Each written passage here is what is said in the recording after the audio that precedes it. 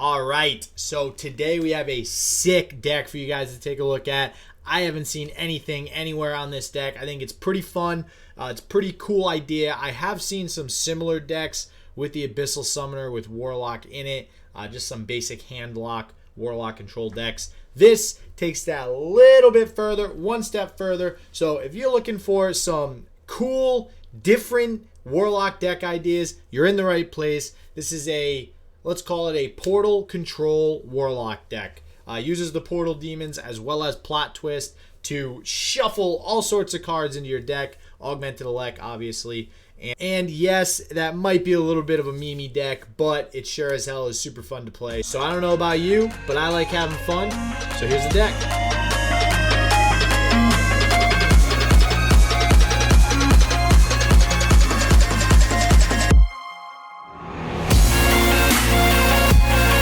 Alright, everyone. So we're going to be doing a voiceover for this particular video. Let's just say because while I was playing these first few games with this deck, I was doing a lot of thinking. So this deck is definitely not the easiest to play, but when you do get the combos that it's supposed to get off, it feels pretty good and it's pretty fun. So the first deck we're playing up against here is Face Hunter. So obviously lots of Face Hunter and Pirate Face Warrior going on right now. And we do end up winning this game, so I'll spoil it a little bit. The second game is the one that is a little bit of a funny ending. But anyways, the overall strategy of this particular deck is around 3 cards. You have Plot Twist, you have Portal Keeper, and you have Augmented Elect.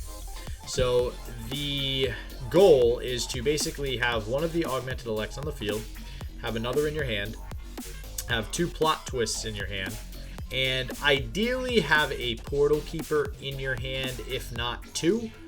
You do not need the Portal Keepers, but it does help. If you don't have the Portal Keepers, you can just wait until you do the combo again to shuffle more Portal Keepers in. So what having 2 Plot Twists and an Augmented Elect in your hand does while you have an Augmented Elect on the field is creates an infinite loop. So when you play the Plot Twist with one of the Elects on the field, you are shuffling 2 copies each of an Elect and a Plot Twist back into your deck to basically do the same thing all over again. Alright guys, if you guys like this deck idea, if you think it's pretty unique and fun to play, definitely check out my other videos. I try to put up more unique videos more often than not, because I mean, we all know playing on the ladder, there are plenty of decks that everybody just continues to play over and over and over again, and I'm sick and tired of playing against them, so I'm sure as hell not going to post a video. If you do like this content, hit that subscribe button below. Don't forget to smash the like button on the video as well. Hope you guys enjoy. Adding the Portal Keeper in there is nice. If you have both, ideally, you play the Portal Keeper while the Augmented Elect's on the field before you do any of this. You get 6 copies of the 2/2 Rush token shuffled in, and you still get that whole combo off, as well as shuffling 2 copies of the Portal Keeper in there. If you only have 1 Portal Keeper, you can either play it or keep it in your hand. It all kind of depends on the situation of the deck, as you do have another one that you could shuffle 2 in of if you wanted to. So a lot of different options there, but the idea is to always have a constant stream of cards that is being shuffled into your deck. So with this one, you do see the big old whelp here, and I did end up taking that out of future iterations of this deck. So I think the second game you will not see the big old whelp. I end up putting a Harrison Jones in for it because after playing this Face Hunter, I wanted to basically shove my head through a wall with this stupid Eagle Horn bow. I should be one to talk because I played a ton of Face Hunter before, but I did add the Harrison Jones. And I'm also considering taking out the Portal Overfiend that you see there. The Portal Keeper is the one you want because you can play the Portal Keeper, the Augmented Elect, and the Plot Twist all in one turn. You cannot do that with the Portal Overfiend. So it is nice to just have another way of shuffling the 2/2 tokens in if you're really in need of those 2/2 rushes. So I am kind of up in the air with it, but it is taking up a spot that could be used for heal or some sort of control clear, some more AoE damage, stuff like that. So as you can see, the rest of the deck pretty much revolves around killing the opponent's field. Plague of Flames is nice because when you do get those 2/2 tokens out, there's been plenty of games that I've played where when I draw, my opponent might have 2 or 3 monsters out. I draw and I get 2 or 3 Fellhound Portals out, and then I can play the Plague of Flames and basically clear their field for 1 and have a completely swing back in my direction, which feels good. Otherwise, Plague of Flames is just pretty good overall with this deck, just for clearing big boards and big monsters. Obviously, we have the one, the only Arsenai Bloodmother. So she is absolutely amazing in this deck. You'll see in this game too, towards the end here, I start getting, like, I think right before I just mentioned her, we got her off twice on a draw, which is 8 more health. And especially against face decks, plus she's a taunt, it's just absolutely, it will win you the game. And when you're going against face decks, one of the things you're going to want to take into consideration with Plot Twist is shuffling those back into your deck to make additional copies. So you want an Elec, a Plot Twist, and the Arsenai Bloodthirster Master. Jesus, I can never, man, I can never say her name right, Broodmother or whatever, because you want more ways to heal. So when you are going up against face decks, the way to play this deck is completely different. I actually did not really know this before I played this Face Hunter. It was the first time I had played the Face Hunter, or any face deck for that matter, with it. So I should have just been completely aggro and been shuffling the Plot Twist and not even tried to get my combo off, because I can just overrun the Face Hunter with, all the creatures I have anyways. One of those being Abyssal Summoner. Abyssal Summoner is amazing, which you'll see in the next game why she's so amazing. So the end of this game here, the Face Hunter kind of goes for a last resort. He's playing the Leroy, hoping that he can win the next turn, and then he insta-concedes once I draw another Broodmother. So you can see how friggin' OP that Broodmother is. It seems like such a little effect, but it honestly is probably one of the better cards for Warlock right now, considering all of the damage that the Warlock does to its face.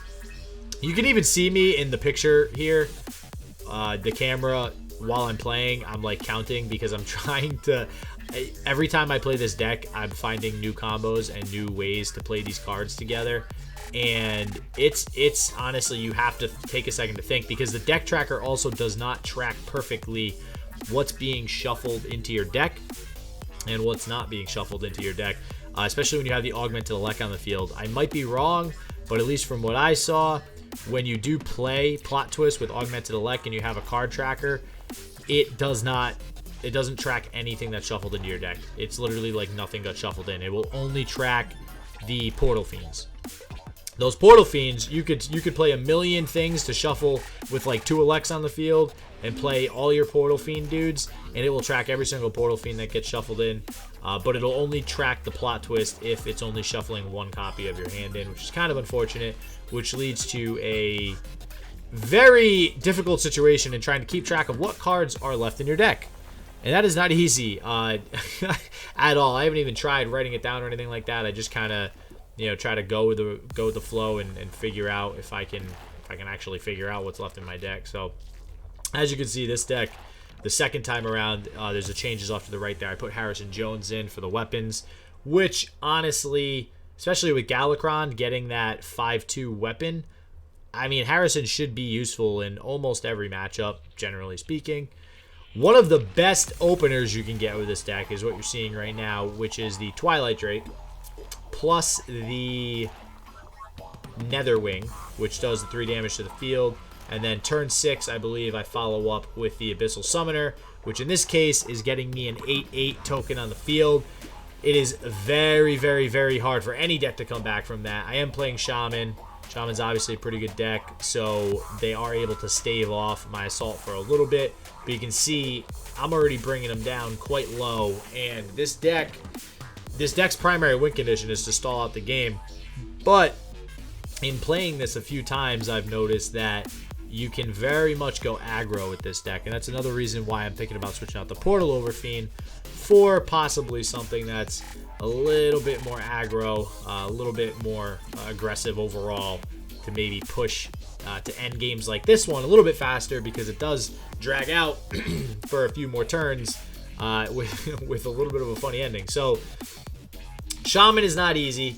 this whole game, it's very hard to gain advantage over the shaman, because once he actually gets that battle cry effect, he gets ridiculous amounts of advantage with mind control deck. I mean, he had 2 mind control techs, which honestly kind of screwed me over. If he didn't have both of those, this game would have been easy win in the bucket. Another card that I added was the Rotten Apple Bomb. That I felt I needed for a little bit of additional heal. I still think I need a little bit of additional heal in this deck, so I don't know if I'm going to add something else after this. If you have any recommendations whatsoever, definitely put it in the comments below. One of the weaknesses right now is heal, and then obviously just clear in general. I think it does have plenty of clear, but I was trying to make some space for another Shadow Flame. Shadow Flame in this deck can be insane, especially with something like the Valdris Felgorge or the Lord Godfrey. I mean, those all have 4 attack, and the portal, sorry, not the portal, the Abyssal Summoner, when she summons a 7/7/8/8/9/9 token, it's an instant clear if you have a Shadow Flame, which you can actually play both of those in the same turn as well. So it's kind of crappy sacrificing your Abyssal Summoner and the token and all 10 mana for the turn just to clear the field, but you got to do what you got to do sometimes. There is a Twisting Nether in there as well. The one card that I kind of feel like is out of place in this deck would be the Alexstrasza, although it has saved me a few times. In face matchups or aggro matchups when I'm very low on health, it usually ends up restoring about 10 health or so to my face, which is great. I have actually used it on the opponent's face once or twice. Obviously not nearly as useful when using it on your opponent, but that is another card I am considering cutting in this deck. I don't know for what yet. I think there was another legendary Warlock card I was looking at. I might edit that in after this if I can remember what the heck it was. But yeah, now you're seeing probably the most fun part of this deck, Valdris Felgorge, going off. The biggest reason why Valdris is so good is actually the hand size. The hand size, believe it or not, matters a lot in this deck. The combo itself can be anywhere from 4 to 6 cards, so having to hold that hand space hostage while you're getting the combo together can hurt unless you have that 12 space in the hand. And it also just turbos through 4 cards in your deck, which does 2 things. Firstly, it of course gets you to your combo a little bit faster. But the second thing is when you have all these Fellhound portals in play or in your deck, it will start rattling through those. So when you draw 4 cards, you're almost guaranteed to hit at least one of those Fellhound portals to get you a nice 2/2 with Rush onto the field. So the amount of Fellhound portals can actually get pretty high. The only time I've had issues with any particular deck is actually the Warrior deck right now, because the Warrior deck can essentially be control the Warrior Galakron deck, and it can kind of keep up with me in the late game, even though like I remember I went against a couple Warriors and they were actually out of cards in their deck for like 5 or 6 turns, but because they were so high in health and armor, because I couldn't really do damage most of the game, they still ended up winning. So that's probably one of the harder matchups right now, and I'm not really sure how to go about countering that with this deck, but that's something that I'm going to continue to work on. As you can see, we're ending here with the Shutterwalk. Gotta hate that card. It's such a stupid card.